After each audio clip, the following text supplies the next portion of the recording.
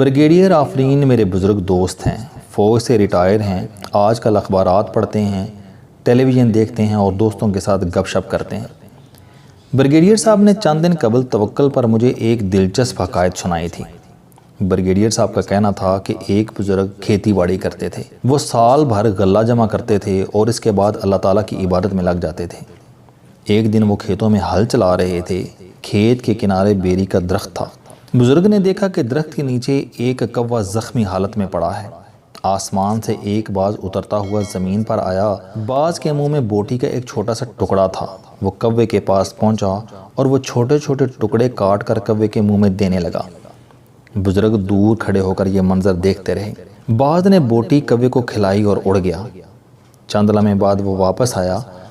اس بار اس نے چونچ میں گیلا کپڑا اٹھا رکھا تھا۔ باز نے گیلا کپڑا کوے کے پاس رکھ دیا۔ کوا کپڑے پر چونچ رگڑنے لگا۔ بزرگ یہ منظر دیکھ کر بڑے حیران ہوئے۔ وہ روزانہ بیری کے پاس کھڑے ہو جاتے، باز روزانہ آتا، کوے کو بوٹی کھلاتا، گیلا کپڑا اس کے پاس رکھتا اور چلا جاتا، یہاں تک کہ کوے کے زخم بھر گئے، وہ اڑنے کے قابل ہو گیا۔ بزرگ نے یہ دیکھا تو انہوں نے اپنے سر پر چپت ماری اور بولے، بندے نور دین، تم میں تو کوے کے برابر بھی توکل نہیں۔ جو اللہ زخمی کوے کے لیے خوراک اور پانی کا بندوبست کر سکتا ہے، وہ رب کیا تمہیں 2 وقت کا کھانا نہیں دے سکتا؟ لعنت ہو تم پر۔ بزرگ نے اپنے اوپر لعنت بھیجی، اپنے سر میں ایک اور چپت ماری، بیل آزاد کیے، ہل کھیت میں چھوڑے اور جنگل کی طرف نکل کھڑے ہوئے۔ وہ ایک درخت کے نیچے بیٹھے اور نوافل ادا کرنا شروع کر دیے۔ صبح سے شام ہو گئی اور رات سے اگلی صبح، لیکن کسی طرف سے ان کے لیے من و سلوا نہ آیا۔ ان کی توکل بہت مضبوط تھی۔ وہ درخت کے نیچے ڈٹے رہے۔ اس کے بعد دوسرا دن گزرا، دن ہفتوں میں تبدیل ہوئے اور ہفتے مہینے کی حد چھونے لگے۔ بزرگ بھوک اور پیاس کے ہاتھوں لاغر ہو گئے۔ وہ ہلنے اور جلنے کے قابل تک نہ رہے۔ ان میں نماز تک پڑھنے کی سکت نہ رہی، لیکن ان کے حصے کا رزق نہ آیا۔ آخر میں انہوں نے درخت کے ساتھ ٹیک لگائی اور اشاروں سے نماز پڑھنے لگے۔ ان کو یقین تھا کہ اللہ تعالیٰ کسی نہ کسی ذریعے سے ان تک رزق پہنچائے گا، لیکن نتیجہ ان کی توقع کے برعکس نکلا۔ دائیں بائیں، اوپر نیچے اور زمین و آسمان، کسی طرف سے ان کے حصے کا رزق نہ آیا، یہاں تک کہ موت کا فرشتہ آیا اور ان کی جان قبض کر کے لے گیا۔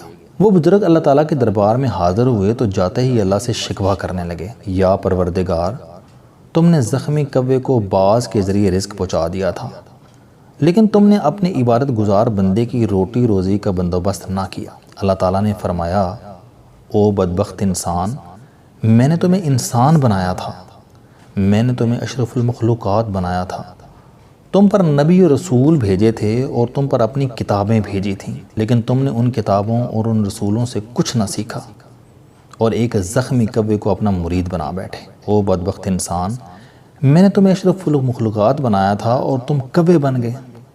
بے وقوف، تم انسان تھے، تم کوے، چڑیا، بلی یا مینڈک نہیں تھے۔ تمہیں انسان کی طرح رزق کمانا اور اللہ کی عبادت کرنی چاہیے تھی۔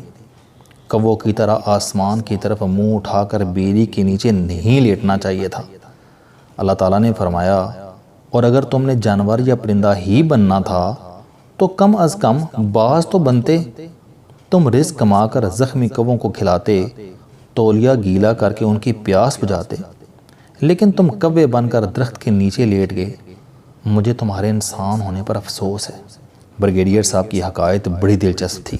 یہ حقیقت ہے کہ ہم لوگ بالخصوص مسلمان توکل کے معاملے میں کوے کے مرید ہیں۔ ہم زندگی میں کام کاج چھوڑ کر بیٹھ جاتے ہیں اور اللہ تعالیٰ کی طرف سے رزق کا انتظار کرتے ہیں۔ اللہ تعالیٰ کی ذات ہمیں 2 وقت کا کھانا بھی بھجوا دیتی ہے اور ہم یہ کھانا کھا کر پوری زندگی گزار دیتے ہیں۔ لیکن یہاں پر سوال یہ پیدا ہوتا ہے کہ کیا زندگی کا مقصد صرف 2 وقت کا کھانا ہے؟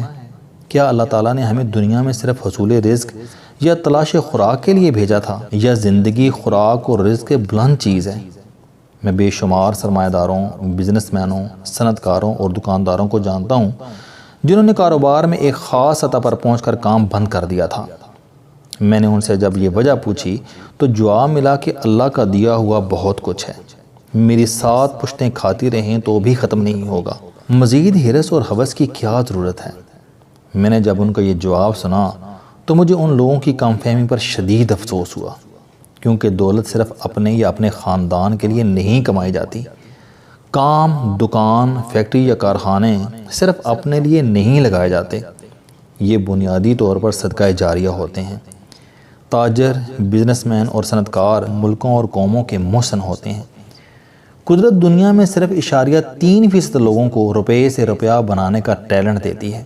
دنیا میں چند لاکھ لوگ ہیں جنہیں قدرت نے فیکٹری، کارخانے، کمپنی اور کاروبار بنانے کا ہنر دے رکھا ہے، اور جن لوگوں کی مہربانی سے دنیا کے 6.5 ارب لوگوں کے چولہے جل رہے ہیں۔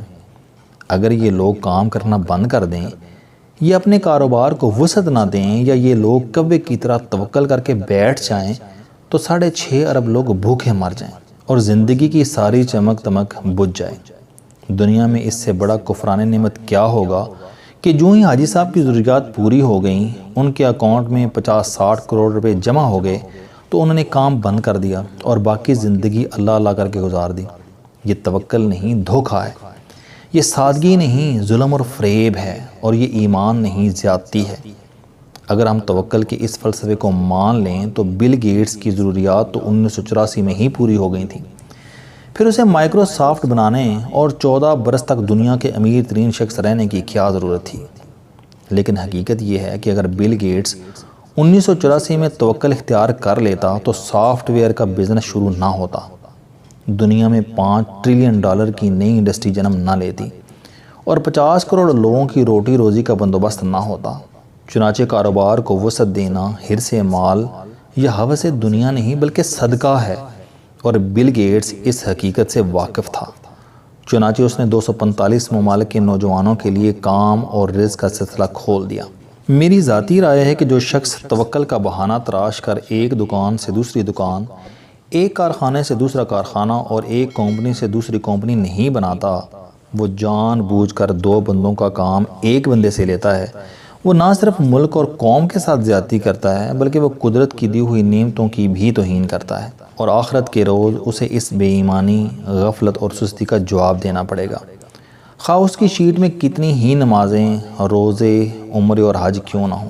دنیا کی 10,000 سال کی تحریری تاریخ میں آج تک صرف اس قوم نے ترقی کی جس میں کاروبار پھیلا۔ امریکہ کو سپر پاور امریکی فوج یا سیاستدانوں نے نہیں بنایا تھا، اس کی 36,000 ملٹی نیشنل کمپنیوں نے بنایا تھا، اور چین آج اقوام عالم میں سر اٹھا رہا ہے تو اس کے پیچھے بھی اس کے کارخانے، فیکٹریاں، کمپنیاں، مارکیٹیں اور بازار ہیں۔ فرض کیجئے اگر چین کے سارے حاجی صاحب توکل اختیار کر لیتے، یا امریکہ کے شیخ صاحب $5-7 لاکھ جمع کر کے تبلیغ پر چلے جاتے، تو آج امریکہ میں بھوک کے بھنگڑے ہوتے، اور چین کے 1 ارب 30 کروڑ لوگ بھی کوے کی طرح بیری کے نیچے پڑے ہوتے۔ یہ بل گیٹس اور وارن بفٹ جیسے لوگ ہیں جنہوں نے امریکہ کو امریکہ بنایا، اور یہ لکشمی متل اور مکیش امبانی جیسے لوگ ہیں جو اس وقت بھارت کو اقوام عالم کی صفوں میں داخل کر رہے ہیں۔ توکل یہ نہیں کہ آپ کام بند کر دیں، توکل یہ ہے کہ آپ اپنی اور اپنے خاندان کی ضروریات پوری کریں، اور اس کے بعد اپنا وقت، ٹیلنٹ اور سرمایہ لوگوں کے لیے وقف کر دیں، معاشرے کو رزق فراہم کریں، تاکہ کل جب آپ اللہ تعالیٰ کے پاس جائیں تو وہ آپ سے یہ نہ کہے کہ میں نے تمہیں اشرف المخلوقات بنایا تھا لیکن تم کوے بن کر واپس آ گئے، تحفہ تم پر۔ السلام علیکم دوستو، علم دوستی چینل بنانے کا مقصد موٹیویشنل اور زندگی بدل دینے والی کہانیاں آپ تک پہنچانا ہے۔ مجھے خوشی ہے کہ آپ احباب کو یہ ویڈیوز بہت پسند آ رہی ہیں۔ کوئی بھی شخص جو مایوسیوں میں گھرا ہو، یا کوئی بھی شخص جو اپنی زندگی مثبت انداز سے گزارنا چاہتا ہے، اس کے لیے یہ چینل لائف چینجنگ ثابت ہوگا۔ میرا دعویٰ ہے کہ کوئی بھی شخص اگر اس چینل کی ویڈیوز دیکھ اور سن لے گا تو اس کی زندگی بدل جائے گی۔ اگر آپ کو یہ چینل پسند آئے تو اسے سبسکرائب کرنا نہ بھولیں تاکہ ہر نئی آنے والی ویڈیو آپ تک پہنچ سکے۔ اس ویڈیو کو دوسروں تک ضرور پہنچائیں کیونکہ یہ صدقہ جاریہ ہے۔